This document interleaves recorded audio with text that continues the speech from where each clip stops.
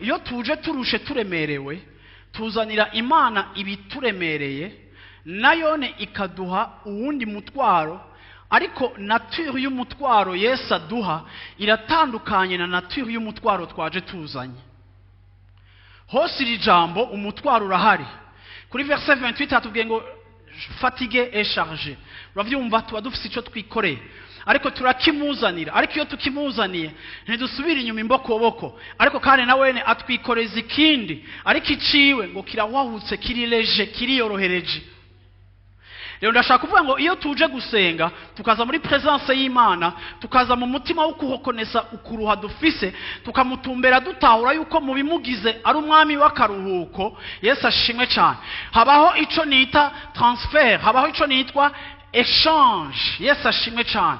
Tumuha uburemere bwacu akaturuha ubugwaneza n'ukoroherwa kwiwe. Hari operation iba, ariko iyo Satani ariko aratuzanira ibituruhura nta exchange iba. Tuza turushe agapfupfahaza, ariko tugasohokana uburuhe twinjiranye. Ushobora kuja mu biyayuramutwe, ushobora kuja mu maconsommation, ushobora kwirivra au sexe, ushobora kwirivra ku yandi ma passion, ushobora kuja mu majeu. Hariho abantu baboshwe n'amajeu, hariho abantu baboshwe n'akamari bigacika addiction, bigacika ikintu kikuboshe. Hariho abantu baboshwe n'amajeu badataha. Imisi yose uzokwama umenya yuko forme y'akaruhuko ufise atariyo.